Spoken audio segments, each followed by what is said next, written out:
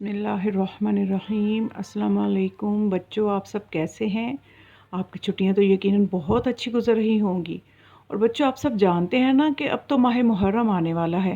اور ہمیں چاہیے کہ ہم ماہ محرم کے آداب کو ماہ محرم آنے سے پہلے سیکھ لیں،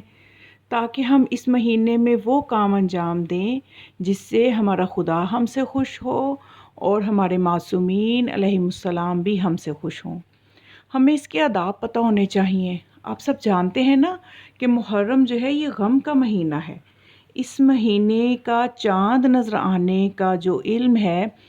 وہ مدینہ کے لوگوں کو پتہ ہے کیسے ہوتا تھا کہ جب مدینہ میں محرم کا چاند نکلتا تھا تو امام جعفر صادق علیہ السلام کے گھر سے آہ و بکا کی آوازیں آتی تھی، رونے کی آوازیں آتی تھیں، تو تمام اہل مدینہ کو پتہ چل جاتا تھا کہ محرم کی پہلی ہو گئی ہے۔ یعنی آپ کو اندازہ ہوا نا کہ ہمارے امام علیہ السلام اور ان کے خاندان والوں پہ کتنی غم کی کیفیت ہوتی تھی۔ تو بس بچوں، اسی طرح سے جب ماہ محرم کا چاند نکلے تو ہم سب کو بھی اپنے اوپر ایسے ہی غم کی کیفیت کو طاری کر لینا چاہیے اور اپنے تمام خوشی کے کاموں کو بالکل نظر انداز کر دینا چاہیے۔ کوئی خوشی کی تقریب ہمیں نہیں رکھنی چاہیے، ہمیں صرف مجالس میں جانا چاہیے اور زیادہ سے زیادہ مجالس میں شرکت کرنی چاہیے۔ اور کس طرح سے شرکت کرنی چاہیے، ہمیں وہ آداب بھی معلوم ہونے چاہیے تاکہ ہم ان مجالس کے ذریعے سے اپنی بی بی فاطمہ سلام اللہ علیہا کو راضی کر سکیں، کیونکہ یہ محرم کا مہینہ ہماری شہزادی فاطمہ زہرا سلام اللہ علیہا کے فرزند امام حسین علیہ السلام کی شہادت کا مہینہ ہے۔ اور نہ صرف امام حسین علیہ السلام بلکہ ان کے بچوں کو بھی اور ان کے عزیزوں کو بھی، ان کے ساتھیوں کو بھی اس مہینے میں بھوکے پیاسے 3 دن کی بھوک اور پیاس کے ساتھ شہید کیا گیا، انتہائی ظلم کے ساتھ شہید کیا گیا۔ تو بس ہمیں بھی چاہیے ہم اہل البیت علیہم السلام کے غم کے ساتھ اس مہینے میں غم منائیں، اور ہمیں اس غم کے آداب بچوں پتہ ہونے چاہیے۔ وہ یہ کہ ہم جب بھی مجلس میں جائیں ہم باوضو جائیں، وضو کر کے جب ہم مجلس میں جائیں گے تو ہمیں اس مجلس کی برکتیں ملیں گی، جو برکتیں ہمیں ہمارے نبی صلی اللہ علیہ وآلہ وسلم نے بتائی ہیں۔ تو بچوں، اس طرح سے ہمیں یہ چاہیے کہ ہم اس مہینے میں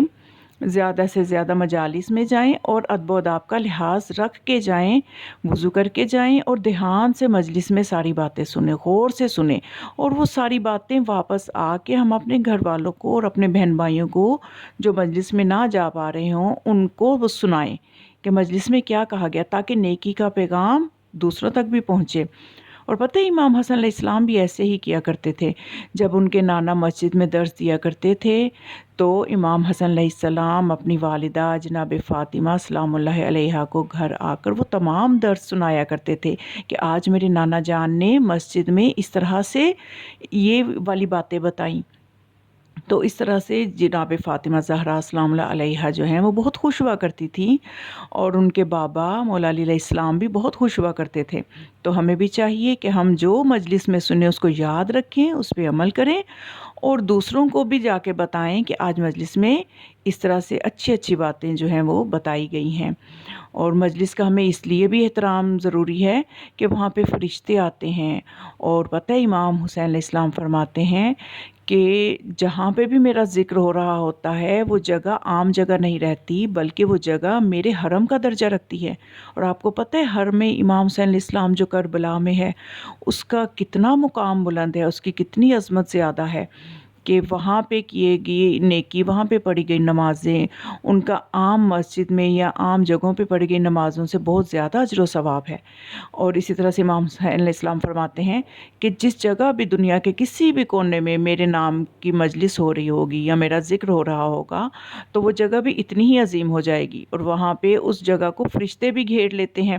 تو اتنی نورانی مخلوق وہاں پہ آتی ہے۔ اس لیے ہمیں بھی پاک و پاکیزہ صاف ستھرا لباس پہن کے باوضو ہو کے مجلس میں جانا چاہیے۔ اور جب ہم ان تمام آداب کا خیال رکھیں گے تو یقیناً خدا بھی ہم سے خوش ہوگا اور ہمیں مجلس کی برکتیں بھی ملیں گی۔ والسلام علیکم ورحمۃ اللہ وبرکاتہ۔